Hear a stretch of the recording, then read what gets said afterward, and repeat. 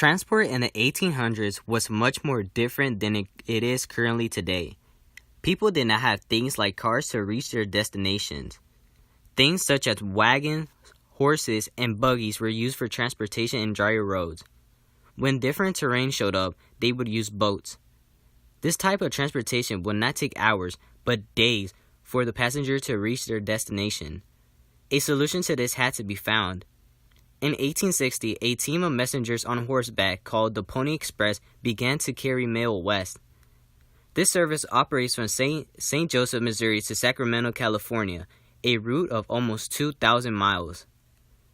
The business consisted of the purchase of over 400 horses and the use of a relay system to serve the purpose of being a station. The mail system service cut delivery time from 3 weeks to 10 days. The fall of the Pony Express arose as the invention of the telegraph line that sent messages much faster became known. But some Americans wanted to build a new railroad, the Transcontinental Railroad. The railroad would cross the continent and connect the east to the west. The demand for this made the federal government pass the Pacific Railways Acts in 1862 and in 1864. These acts provided railroad companies loans and large land grants that would be sold to pay for construction costs. These new acts costed Congress more than 131 million acres of public land to the railroad companies. In exchange for this, the government asked that the railroad would carry U.S. mail and troops at a much cheaper cost. This inspired many railroad companies to begin laying miles of track, and so the Great Race began. Two companies led the race to complete the Transcontinental Railroad, the Central Pacific and the Union Pacific. It all began in February 1863 when the Central Pacific began building east from Sacramento, California. In contrast, at the end of 1863, the Union Pacific started building west from Omaha, Nebraska.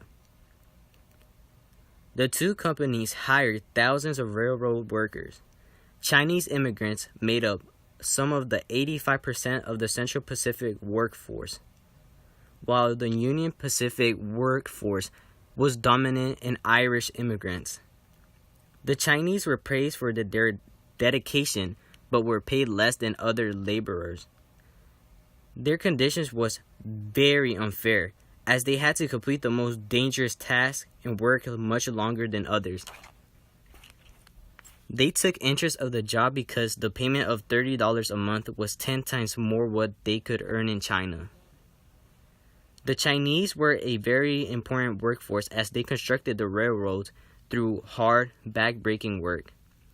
The problems didn't stop there. Railroad companies also faced many geographical challenges. The Central Pacific had a path that would involve going through the Sierra Nevada mountains. The breaking apart of its rock formations would require settling carefully controlled explosions using large amounts of blasting powder and explosive nitroglycerin. The winters also provided freezing temperatures. The winter of 1866 through 1867 consisted of 44 storms. The men worked through about 18 feet of snow and camped in tunnels created underneath it. In the center of 1866, snowdrifts more than 60 feet high trapped and killed dozens of workers. Meanwhile, the Union Pacific had another problem on its hands: Native Americans. As they built the railroads, the Native Americans attacked many railroad crews in Nebraska, Wyoming, and Colorado. The Union Pacific crews were harassed by the Plain Indians, mainly because white hunters were slaughtering prodigious numbers of buffaloes to feed the construction crews. People also entertained themselves using alcohol and gambling. Gambling horses started to appear along the track, and here they would spend all of their money and risk their lives with these dangerous activities. Major Henry C. Perry stated, "At North Platte, they were having a good time gambling, drinking, and shooting at each other. A requirement of the two completed rail lines would be for them to connect at Promontory, Utah." On May 10, 1869, a gold spike was used to connect the railroad tie, joining the two tracks. Alexander Tapont, an American pioneer in the Intermountain West region, witnessed the event. Governor Stanford, president of the Central Pacific, took the sledgehammer. And the first time he struck, he missed the spike and hit the rail. What a howl went up. Irish, Chinese, Mexicans, and everybody yelled with delight. He missed it! Then Stanford tried it again and tapped the spike. The railroad companies were not done yet. They continued building railroads until the West was crisscrossed with rail lines. The Transcontinental Railroad increased economic growth and population in the West.